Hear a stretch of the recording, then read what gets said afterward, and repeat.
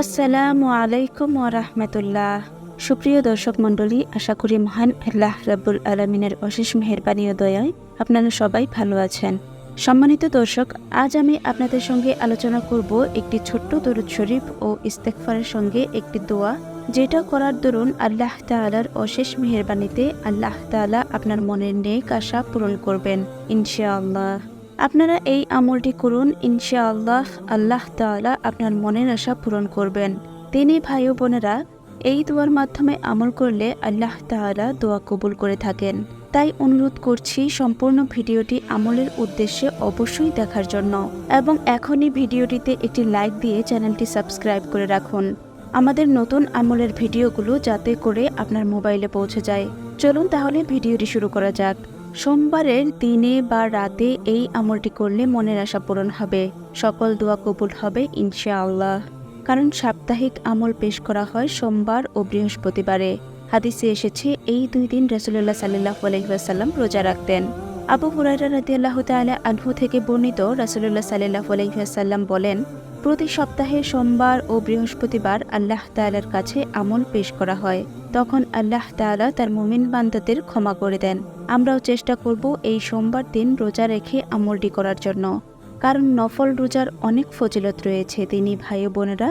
আর সোমবারে যেহেতু বিশ্বনবী সাল্লাল্লাহু আলাইহি ওয়াসাল্লাম নিজে রোজা রেখে আমলটি করতে বলেছেন, সেহেতু সোমবার দিন রোজা রেখে আমলটি করতে পারেন, কিংবা যারা রোজা রাখতে পারবেন না তারাও আমলটি করতে পারবেন ইনশাআল্লাহ।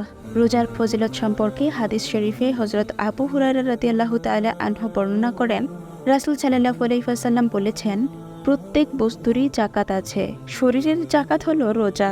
ইবনে মাজাহ ও মিসকাত শরীফের একটি হাদিস। এছাড়াও রাসূল সাল্লাল্লাহু আলাইহি ওয়াসাল্লাম আরও বলেন, রোজা হলো ঢাল স্বরূপ এবং জাহান্নাম থেকে বাঁচার সুদূর দুর্গ। এটি নাসাই শরীফের একটি হাদিস। আল্লাহর রাসূল সাল্লাল্লাহু আলাইহি ওয়াসাল্লাম যেহেতু সোমবার দিন রোজা রাখার কথা বলেছেন, সেহেতু আমরা সর্বাত্মক চেষ্টা করব সোমবার দিন রোজা রেখে আমলটি করার জন্য। যদি না পারি তাহলে কোনো সমস্যা নেই ইনশাআল্লাহ। আমরা বিশেষ করে আসরের নামাজের পরে আমলটি করব। নিয়মটি ভালো করে শুনুন ভাই ও বোনেরা। আপনারা প্রত্যেক সোমবার দিন আসরের নামাজ আদায় করার পরে 100 বার এই ছোট দরুদ শরীফটি পাঠ করে নেবেন, যে দরুদ শরীফটি আমরা নামাজের বৈঠকে পড়ে থাকি, অর্থাৎ দরুদে ইব্রাহিম। এই দরুদ শরীফটি আপনি 100 বার পাঠ করবেন আসরের নামাজ আদায় করার পরে। আমি একবার বলে দিচ্ছি, আল্লাহুম্মা সাল্লি আলা মুহাম্মাদ ওয়া আলা আলি মুহাম্মাদ কামা সাল্লাইতা আলা ইব্রাহিম ওয়া আলা আলি ইব্রাহিম ইন্নাকা হামিদুম মাজিদ। আল্লাহুম্মা বারিক আলা মুহাম্মাদ ওয়া আলা আলি মুহাম্মাদ কামা বারাকতা আলা ইব্রাহিম ওয়া আলা আলি ইব্রাহিম ইন্নাকা হামিদুম মাজিদ। এভাবে 100 বার পাঠ করবেন। এই দরুদ শরীফটি আপনি 100 বার পাঠ করবেন আসরের নামাজ আদায় করার পরে। তারপরে যে ছোট্ট ইস্তেগফার রয়েছে, সেই ইস্তেগফারের মধ্যে আপনি শুধুমাত্র চাইলে আস্তাগফিরুল্লাহ 100 বার পড়তে পারবেন। তবে আমি অনুরোধ করব, যারা শুধুমাত্র সাইয়্যিদুল ইস্তেগফারটি জানেন বা দেখে দেখে পড়তে যাচ্ছেন, আমি আপনাদের দেখাচ্ছি সাইয়্যিদুল ইস্তেগফারটি। এই ইস্তেগফার অন্তত 100 বার পড়বেন। যদি আপনি এটি পড়তে না পারেন তাহলে শুধুমাত্র আস্তাগফিরুল্লাহ আস্তাগফিরুল্লাহ এভাবে 100 বার পড়বেন। আর যারা জানেন কিংবা দেখে দেখে পড়তে চাচ্ছেন, তারা অবশ্যই এই সাইয়্যিদুল ইস্তেগফার 100 বার পড়বেন। সাইয়্যিদুল ইস্তেগফার হলো, আল্লাহুম্মা আনতা রাব্বি লা ইলাহা ইল্লা আনতা খালাকতানি ওয়া আনা আবদুকা ওয়া আনা আলা আহদিকা ওয়া ওয়াদিকা মাস্তাতাতু আউযু বিকা মিন শাররি মা সানাতু আবুউ লাকা বিনিমাতিকা আলাইয়া ওয়া আবুউ বিজামবি ফাগফিরলি ফাইন্নাহু লা ইয়াগফিরুয যুনুবা ইল্লা আনতা। এভাবে 100 বার পড়বেন। আমি অনুরোধ করছি, সোমবারে আসরের নামাজের পরে দরুদে ইব্রাহিম 100 বার পাঠ করবেন। তারপরে সাইয়্যিদুল ইস্তেগফারটি 100 বার পাঠ করবেন। তারপরে আপনি 100 বার এই ছোট দোয়াটি, যে দোয়াটির উপর আমল করলে ইনশাআল্লাহ আল্লাহ তাআলা দোয়া কবুল করে থাকেন, ইসমে আজমের দোয়া। হাদিসে রয়েছে, একবার হযরত আনাস রাদিয়াল্লাহু তাআলা আনহু রাসূলুল্লাহ সাল্লাল্লাহু আলাইহি ওয়াসাল্লামের সঙ্গে বসা ছিলেন। এমন সময় এক ব্যক্তি এসে নামাজ আদায় করল এবং এই দোয়াটি পাঠ করল।